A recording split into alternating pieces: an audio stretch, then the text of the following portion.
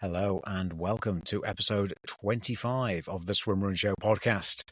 We're going to crack on with this week's guest, Adriel Young. If you've not heard of him, he's one of the best swim runners in the world. He's won the world champs several times, both in the male category and the mixed category. He's just won Rockman with Amanda Nielsen.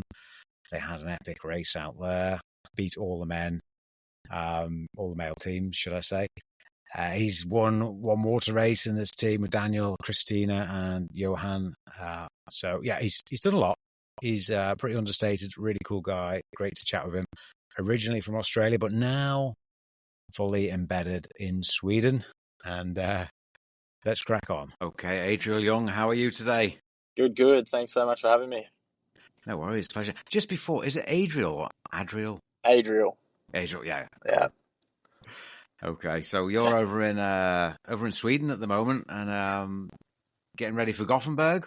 Yeah, that's it. I got a little race on Friday here, like a little local race, and then it's Gothenburg in the weekend after.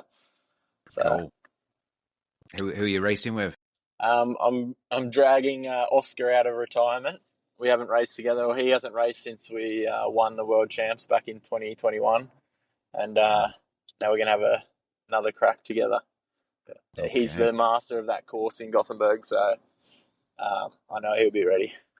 Okay, Oscar Olsen, for those who haven't heard of him, bit of a legend of the sport. He was on the he was doing quite a bit of footage of the world champs last year, wasn't he? Yeah, I think he's going to be doing that again. It's great to have someone like that with so much knowledge. I mean, he knows that course, I would say, almost better than everyone else. So he can give good analysis of what's going on during the race. So, yeah, it's good to have him on the mic, I think.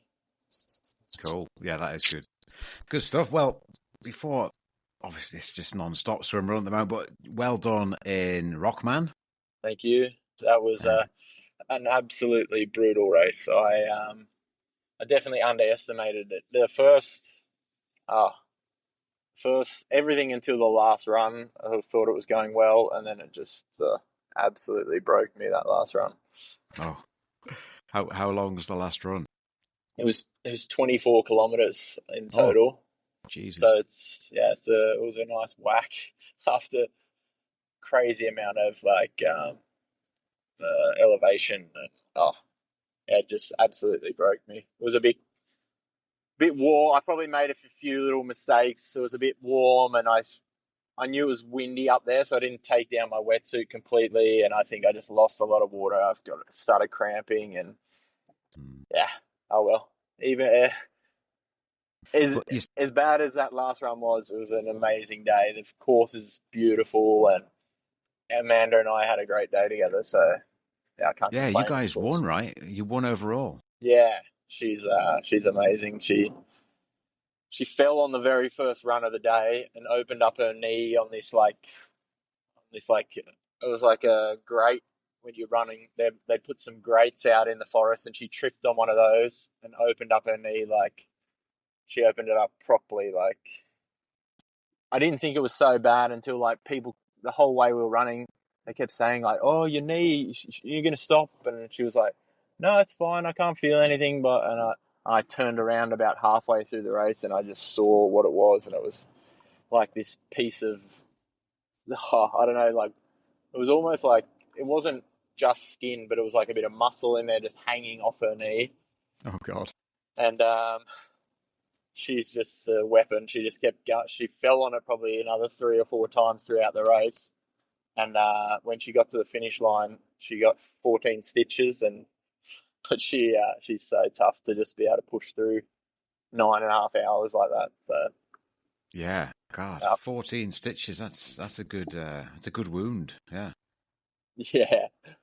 It wasn't so pretty. No, brilliant. And just kept going. Well, brilliant. Well done. Double well done on that one. And so that was Amanda. And is she recovering okay? Yeah, I think she got her stitches out yesterday, and it's hard to hold. I think it was the best thing not the best thing that happened to her, but it was good that she had to stop training for a few days and get some rest.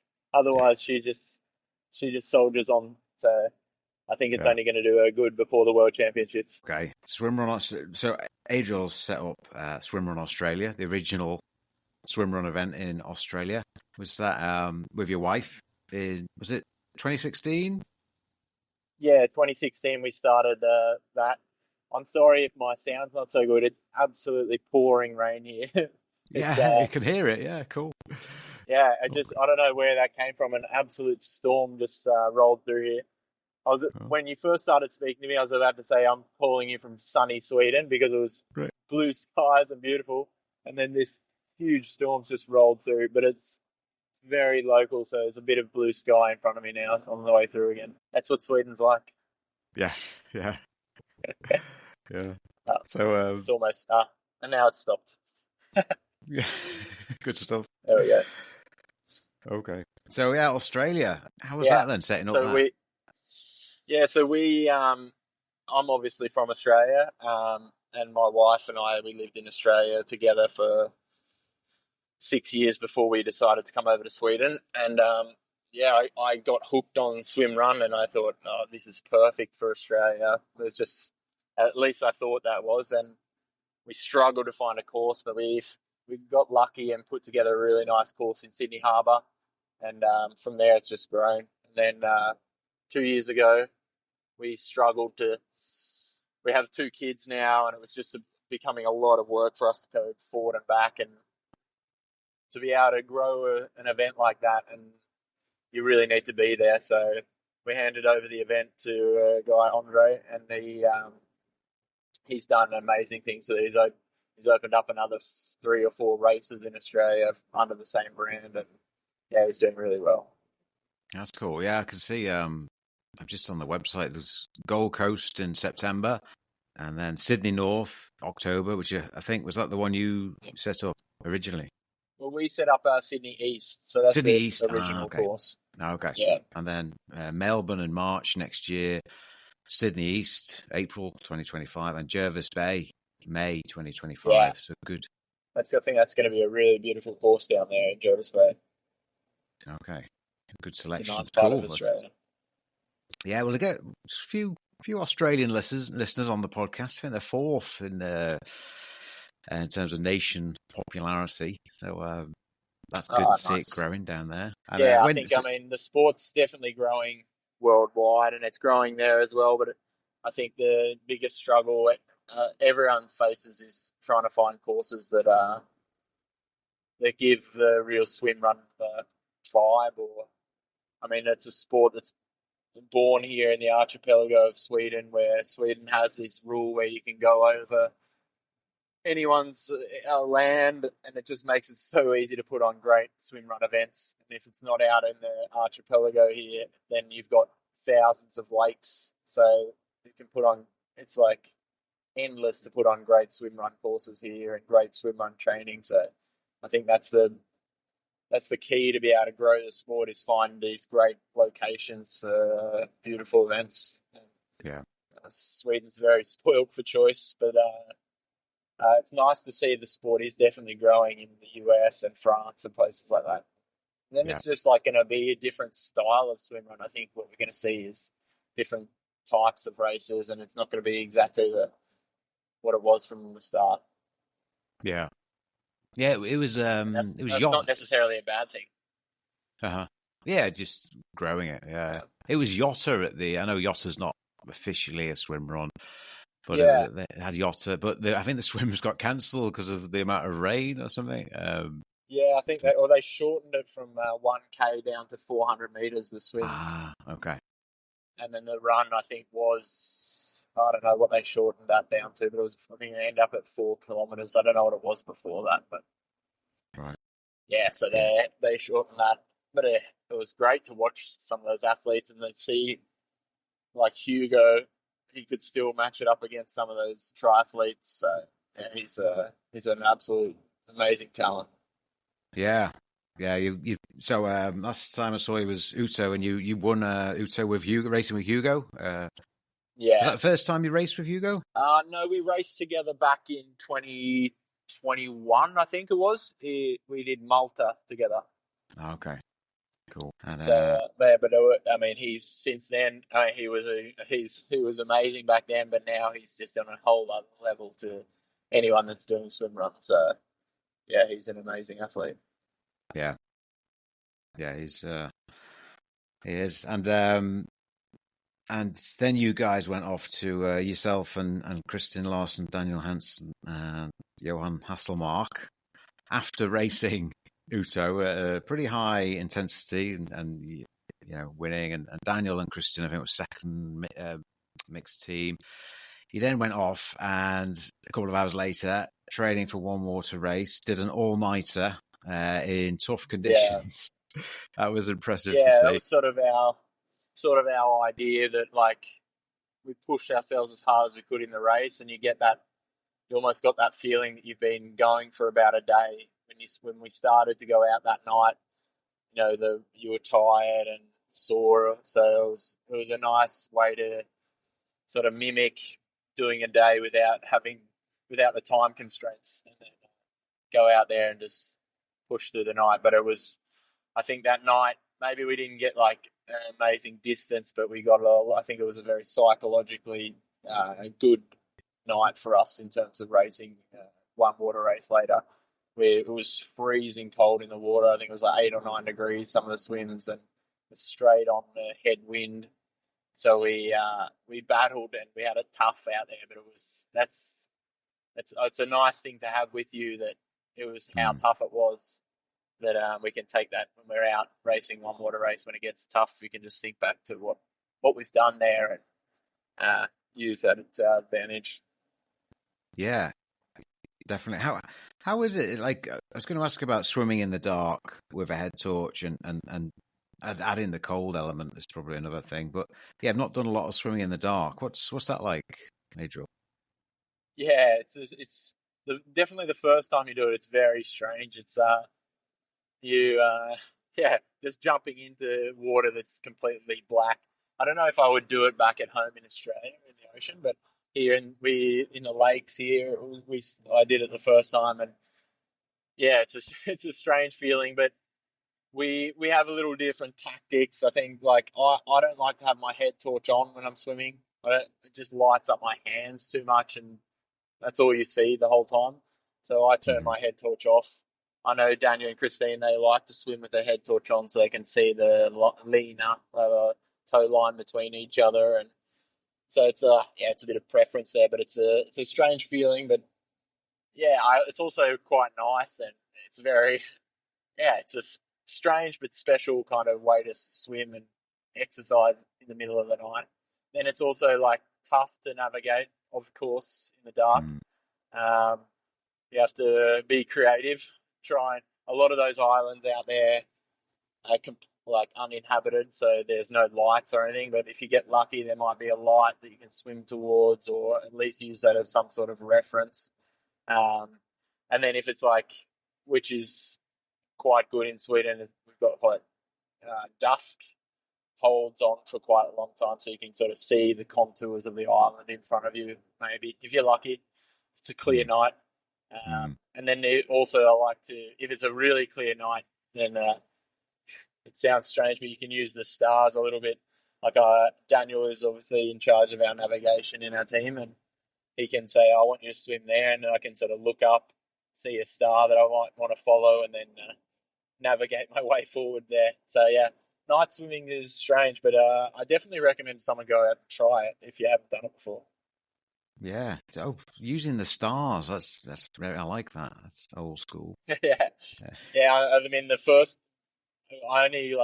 we started using that during the race of the first year we did it. I was like, I can follow that star, and then it's become like, it's almost like funny that I did that, and then it's like now it's become a thing that I can do. Like it's a useful tool to have, and then it's also, it has to be a clear night, otherwise it's useless. So yeah, good stuff. Got to use what you can on that. So for people who haven't heard of one water race, it's a beast. It's a kind of adventure race style. Obviously, swim run is a big part of it because you're swimming and running, but a lot of navigation, lack of sleep, and all that carry on. It's about 200k ish of running and about 50k plus of swimming.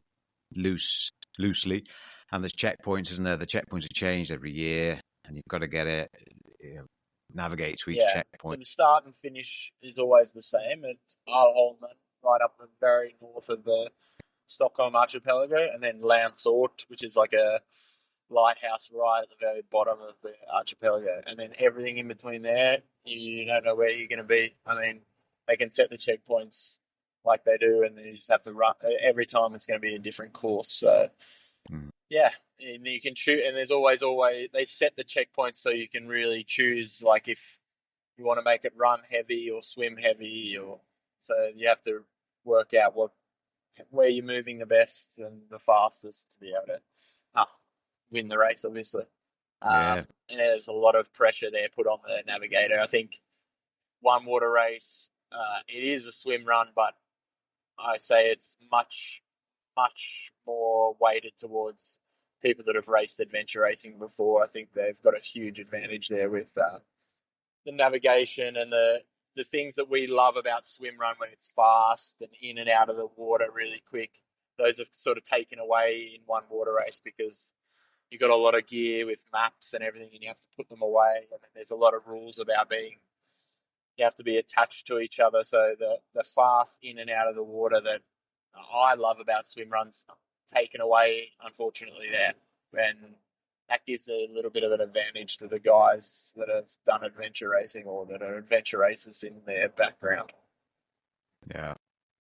Yeah. So you guys won it the inaugural year 2022. You guys won in around 48 hours of racing. And then I think Thomas Ugando's the race director, wanted to push it towards like 60 hours, didn't he? So he changed the checkpoints to. And how? I mean, that was the thing. The first year that we did it, it was we had beautiful conditions, but also when we started the race, there was no one that really thought it was possible to finish. Mm-hmm. So we were out there, and even me. The whole time I was just thinking, we're never going to actually finish this race. It's too much of a challenge. So you're just waiting for it to sort of end, or like must be stopped, or something happened, because I personally didn't think it was possible, and then it was possible, and so then Thomas wanted to push the boundaries a little bit. I think last year's course was probably the same in distance, maybe a little bit slower at the top, but then they made it really fast. They took away a few checkpoints because they wanted a team to finish, so the back end. But I think the Australian team there had no team really within striking distance of them. So I think I sat and watched the live coverage, and they were walking, and then I think they even had a sleep at one stage. So it was a bit of a different tempo to the first year. Right. Yeah, because you guys had to. Christina got ill, didn't she, earlier on? So you had to retire. Yeah. So after about 6 hours of racing, Christine started getting sick. She was sick for the week before the race, so we were a bit uncertain how it was going to go. And then after about 6 hours of racing, she really started to struggle. And then we pushed on into the night, but it just got worse and worse. So we made the decision as a team to pull out, and that was a very good decision. She ended up being sick for quite a while after the race, so she's a machine to have even started. She did really good, but so that's the beauty, or what do you say? The negative part about racing races like this is you're a team of three, so everything's times three: injuries and sickness and illness, and so it's a bigger chance for something to go wrong in every little, and that's the whole race is like that. It's so easy for something to go wrong, so there's a lot of luck involved. I think there's only so much you can do to prepare and be like, navigation is perfect, but then things can go wrong, and you just hope it's something that's fixable during the race that goes wrong, like some equipment breaks, or you have something in repair, or you're able to fix the solution, not that it ends your whole race. So it's a little, I don't know, I don't like to say it's luck, because I think it's a really big part about preparing well, but there is a little bit of luck there. It's so easy, but it's just one person to take a wrong step and roll their ankle or something like that. So it's Yeah. when you're tired, you've been racing for 2 days, it's really easy for something like that to happen. Yeah. But you've got to put yourself in a position to be lucky, haven't you? So That's it. yeah. So cool. Well, good luck with that. They're not long till that one, is there? 3 weeks. Less than a month now. So yeah, we start on Tuesday, the 20th of August. So right. Check that out, guys. If you're not seeing it, we had Thomas Oganda on a good few episodes ago, and it's great media coverage, live coverage. And they do an amazing job there. Yeah, the live coverage is second to none. Yeah, that's good to see. And I'm hoping to put a GB team together for 2025. We're meeting up for a training session soon. So yeah, hopefully get out there next year. Awesome. That's a great idea. Yeah. I think the more countries we can get on the start line representatives, I think it's just great for the sport. Yeah. And so going back to a while ago, you were a rescue swimmer in Greece? Yeah. So So my background is I was a lifeguard in Australia, and then I moved to Sweden, and I got in touch with a guy an American guy here, and he is sort of in charge of this project that they had during the refugee crisis, and it's like an organisation that's sent a boat down there to Greece, and we sent a team down that like overlapped obviously every few weeks. So I was down there for 3 weeks, and it was an amazing, eye-opening experience. I was down there, so we had 4 people in our team, one guys that drove the boat, and my job was to be the rescue swimmer. And we were, I don't want to say amazing experience because it was heartbreaking to see these people, but it was so eye-opening, and it really put life into perspective. And sometimes I forget about that, and then I think back to how it was to meet, picking up people in their absolute worst moment, and then you really start to appreciate what you have. Yeah, bro. Sounds great that you could use your skills to help people like that. Yeah, I mean, what I did was so little, but I mean, you're meeting people that are, these guys are like doctors and nurses, and they're well educated people, and you see this was their last resort, was to be able to jump on a rubber boat that was likely going to sink, and they take their family and take the risk to get out of there because that's the only option that they have. So you really appreciate what you have when you come back home, and how lucky we are. I'm driving through now. We hit another rain cloud here, so my sound might be bad, but unbelievable the weather we have at the moment. Yeah. That was cool. It's given a nice little effect in the background. I like it. But, so when was your first swim run, Adriel? Yeah, I did a swim run back. I was training to do Hawaii, and I was here in Sweden, and a guy messaged me like the morning before, or the night before, which is now Gothenburg OTILLO, but back then it was called Loppet. Right. And he said, my partner's sick, can you jump in? And I was like, I don't really know what swim run is, but I was going to do a long run the next day. So I was like, I can jump in. And we started together, and he ended up getting sick after maybe like 3 islands. And he had to jump out. And I didn't know much about swim run then. And I was like, but I'll just keep going by myself. So I ended up doing the course by myself. And that was and then I sort of, I wasn't who I really loved the experience, but it was like, I didn't finish with the guy, and I didn't get that full swim run experience. So I was like, and I was very focused on triathlon back then. So I put the swim run on the bookshelf for a while, and then in 2016 I signed up back then it was you sent in your merits to be able to come to OTILLO, and I signed up with Eva Nystrom, and we got a spot to OTILLO, and that was I'd done my last triathlon, which was Norseman in 2015, and I was like, okay, in 2016 I can do a bit of swim run, and we got a spot there, and that was sort of the start. I was hooked. Yeah, and you won, didn't you? You won the mixed category that year. Yeah, we had a great day. I mean, I was so naive to swim run, and even to OTILLO. On the boat on the way out to Southampton, someone told me about this long 20k run. I'd never even heard about that before, so I was very naive. But we got to Southampton back then. It was a little bit smaller, and everyone stayed out on where the start line is. And I remember, I've got it so clear in my memory. We sat on the floor. Everyone sat on the floor for the race brief, and Michael Lamel, he talked about the race, and that was like sort of a moment where I was like, wow, this is really actually special, this race. And we went out, Eva and I, and we had a great day. I mean, I'd definitely never done anything that long before, like running 65 kilometers.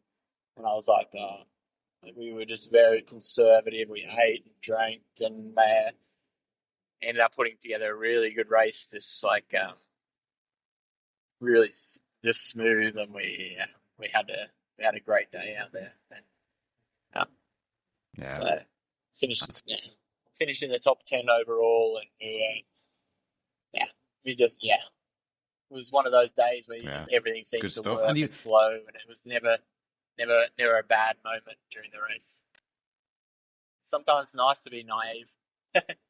Yeah, good. Yeah, there is a night. I do remember my first one very clearly, and there's nothing quite like that naivety and kind of discovering it on the course, and it is special. Yeah. And I almost prefer, it's different now. People want to know, and now I do want to know the longest swim, the longest run, the all the stats and the height gain, blah blah blah, because that's how it is now, I guess. But when you didn't have that option, like there wasn't as much info out before, and it was kind of special in a way. But yeah, I suppose that can backfire too. I agree. Yeah, but it's like I can't agree more. I think the first time you do a race, or the first time you even do now it's like I try and hunt for new courses, for new experiences, but it is it's really special that very first time when you're out there and you have no idea. It's like you didn't really know what you were getting in for, and then you just have a great experience. So yeah, I think I've never met someone that's done a swim run or even gone out and trained with swim run and haven't been like, oh wow, this is something else, and been hooked. So yeah, it's easy to get hooked. Definitely. And so just your triathlon. So you qualified for Kona in 2014, was it? Yeah, I did Kona actually twice. I did my first triathlon at the end of 2012 with a few guys from work, and it was just like and then I got really hooked on triathlon. And I got a spot to Hawaii in 2013. I had a very short but intensive triathlon career. I don't know what you say. I raced as an age grouper, so I wasn't a professional or anything. I just did it while I was working. But yeah, I did 3 really hard years of triathlon, and I was lucky. I raced Kona twice, and I did Norseman, which was like the nail in the coffin, I guess you could say. I was a bit of. It started to feel like a job going out. I knew, like, to be competitive, you have to be able to do those long bike rides, and that was just getting a bit too much for me. It started to feel like a job, and it was meant to be fun. So it was, I decided that was the end of that. And now now I enjoy going out and doing a bike ride every now and then, maybe with some friends. But for me, the biking it was like I knew I had to go out for 4 or 5 hours on a Sunday when I wanted to be at home with my family. It wasn't, I just lost the love for it, I think. So. Yeah. And I always said that. I said, I'm doing this because I think it's fun, and as soon as it's not fun anymore, I'm not going to keep doing it. So. Yeah. That's the hard part about swim run. I want to stop, but I can't stop because I'm having so much fun racing. So. And are you going to the World Champs this year, or are you going to see how One Water goes? Yeah, that's sort of like the last 2 years with One Water races, like a 10-day turnaround there. So just now the plan is not to race. But if something happens again at One Water race, or I'm feeling amazing after the race, I don't know why I would do that, but yeah, I'll jump on the start line. I have a spot, so. But just now, it's the plan is not to race. Yeah, so I talked to Max maybe but he's definitely, he said to me he's very, very sure he doesn't want to race. But I send him a message every week just to say, soon it's the first Monday in September, but he's not keen to race. So maybe we'll see what happens. Yeah, keep sending those messages. That's it. Because he looks like he's having a break from swim run this year, Max Anderson. Yeah, so Max has taken a bit of a break. So he got a job in Norway where it's hard for him to be able to swim up there. I mean, they had like 2 intensive years of swim run, him and Hugo, where they just went on a rampage and won everything that was possible to win. So I think they both was like, it's nice for a little break. I mean, Hugo obviously still racing a lot. He would love to race with Max, but Hugo's going to race with Amanda this year. So my partner that I've raced with the last couple of years. Yeah. And they're going to be, I think it's going to be tough for any team to challenge them in men's or mixed. I think I'd be very surprised if they don't win the total overall race in World Championships this year.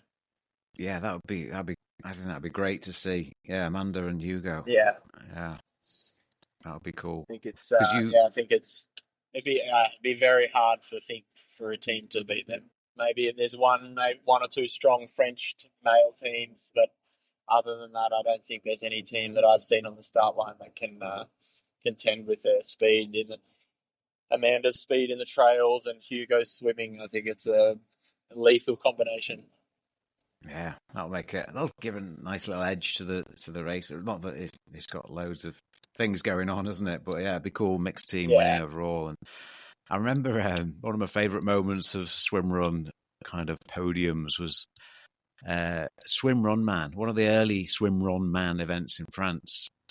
Christina Larson and I think Annika Eriksson won it outright. Yeah, a female team stood awesome. on, and all the guys were looking really sheepish on the podium. And the fact it was called Swim Run Man as well, it was just like it was kind of quite funny.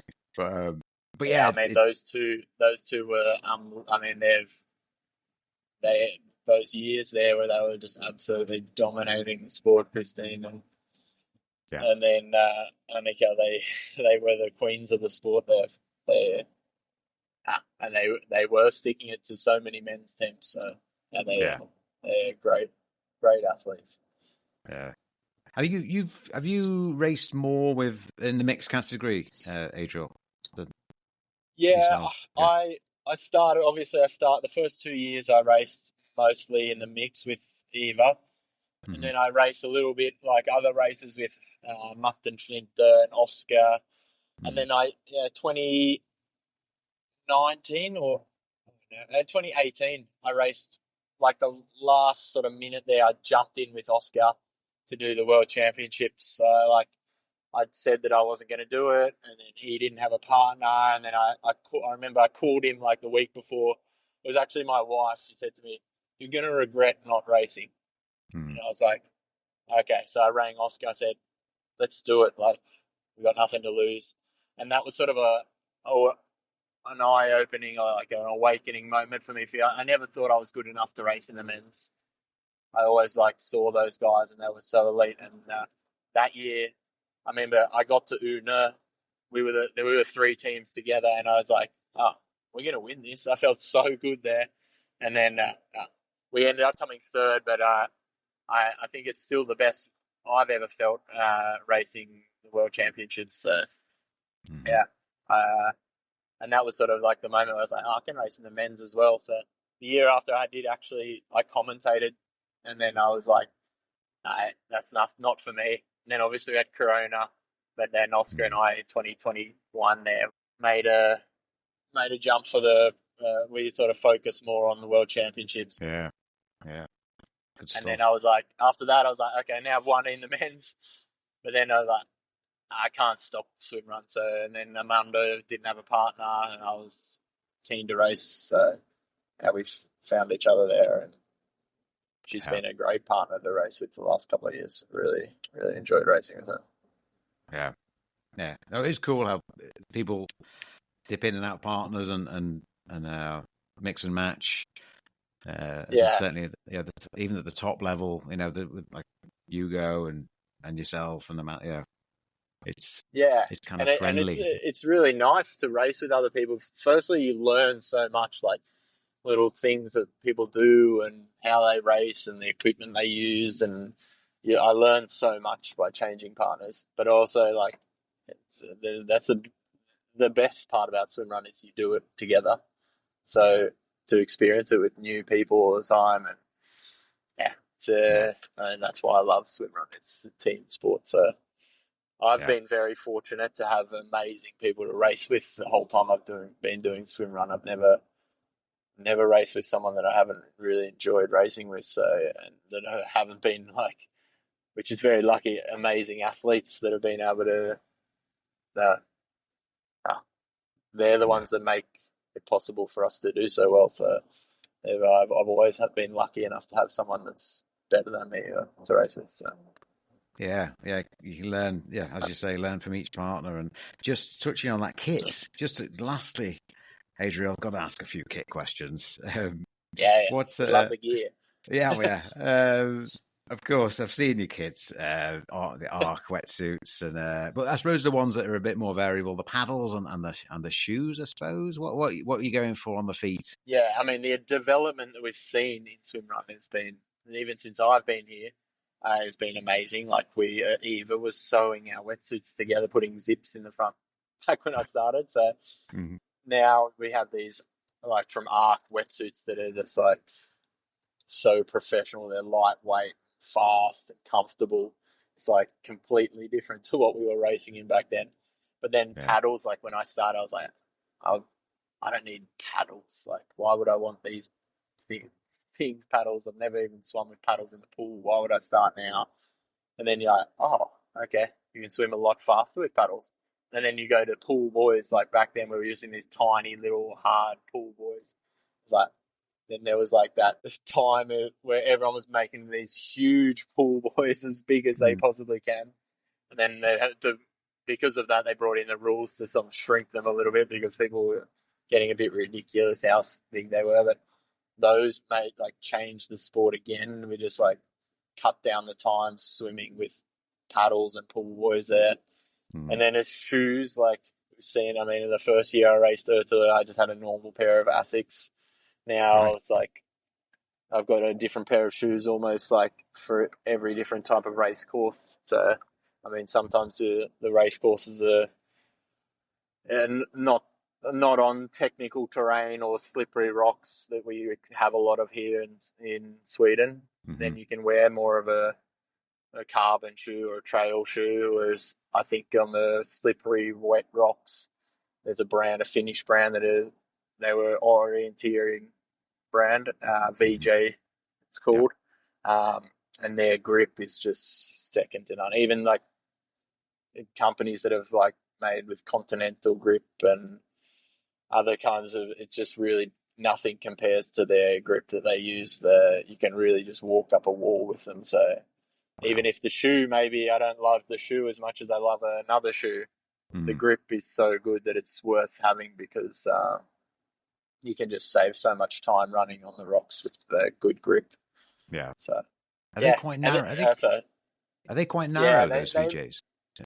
they do have, from the start when it was just orienteering, had a lot of narrow, but now they've brought out new. They've same grip but on a wider shoes. So yeah, they have a much bigger range now to meet the us. I've got a very wide foot, so I really struggled with their shoes before, like, and now that they've got wider shoes, it's I think I'll be wearing. I wore them in Rockman now, and I'll definitely wear them in Gothenburg. So, I mean, it's just to have that. It's a one less thing to think about, that when you come out of the water, you can just run straight out of the water, whereas other people like struggle to get out of the water. You can just run out of the water. So, that's cool. Great shoe. I think the thing about swimrun is just testing so much different gear, and they're trying to adapt for different races. I don't think there's been a race where I've had the exact same thing for the, it's always something to change or test. So, I mean, their paddles, like now, I'm thinking for one water race, it's so hard to decide what, like, do you want a big paddle so you don't have to take as many strokes, or do you want a small paddle where you have to bring up the frequency, but then I don't know. It's like it's this constant. What is the best thing? And the hardest part about a race like one water race is you can't go out and test swimming 50 k's. Oh no, that paddle wasn't good. I go out and swim another 50 k's with a different paddle. Just obviously it doesn't work like that. So you a bit of chance there, and But what's different? Another thing that makes it a bit like adventure racing is you've got kit bags, haven't you, that you can meet at the transitions, and you can have change. Yeah, exactly. So we have 7 boxes you get at the start of the race, and you can put in whatever you want in there. But those 7 boxes is like you need your food, and you need your gear if you want to take any change of gear and clothes or wetsuits, so you can't have endless amounts, but you definitely like for example paddles. It's good to throw in a few different shapes of paddles or sizes of paddles or something to change it up. When you do get tired, you can change to a different size or a different shape. So I think that's a little bit of luxury in the absolute brutal race that it is. Luxury. Good stuff. Well, good luck in Gothenburg, and it sounds like it stopped raining as well. Has the sun come out again? Yeah, now it's sunny here, so nice. Head down to the lake with the kids. I just finished a 24-hour shift at the fire department, so now it's home to play with the kids. All right. Okay. Oh, I'll leave you to it then. Right. Brilliant, Adriel. Thank you for coming on, and good luck. Thanks so much for having me. And hopefully see you. Really soon. Appreciate what you're doing for the sport as well. It's really good to have platforms like this. We all do our little bit. We hopefully build swimrun, and as I said before, if someone tries swimrun, they're going to get hooked. So if it's just about getting the word out there and taking a friend along, or spreading the love. Exactly. Good man. Let's spread the love. All right. See you, Adriel. Awesome. Good man. Bye now. Thanks so much for having me. Bye. Okay, what a great chat with a great man, Adriel Young there. Some of you may have noticed, if you've listened to previous episodes in the early day, episodes 1 to 23, the music has disappeared, the intro music, the outro music. I'm going to address it, don't worry. I just haven't had time recently. Spotify have changed things, and I've got to sort some music out at some point, and I haven't got around to doing it yet, but I will. Don't worry. I'm not sure you're that interested in that. What you might be interested in, though, is a new suit from Arc Sports. I was just thinking last week about when you're training. I'm not doing a lot of training, but when you're training, a little bit for swim run, and if you did use, say, an Arc wetsuit, and your best trainers, they're going to get worn out. The Arc wetsuits are high performance, but they're not that durable. Especially if you're in and out of the water, rocks, sticks, stones, branches, roots, blah, blah, blah, falling over. So I tend to train in just a random one of my other hard-wearing wetsuits for swim run. But Arc Sports have just brought out, as if they were reading my mind, I think. They brought out something called the Arc Juicy, which is basically one of the great suits, but a bit more hard-wearing. So check it out, reasonably priced as well. I think that's going to be popular. I probably won't buy one at this stage, but in the future I can see myself buying one, and by the looks of it, a good suit, because it's got all the Arc greatness, but will last a bit longer, and you could maybe train a bit more in it. Same goes for the shoes. The salt water, especially if you're training in salt water, you're constantly getting wet, dry, salty, sweaty. It does take its toll. So I tend to train in other shoes, rotate them a little bit. I'm sure you're on that, guys, but it just was on my mind the last few weeks. Any other news? Not really. Just keep on training, keep on swimming, keep on running. Swim, run, in and out. Go, go, go. Hopefully catch you very soon.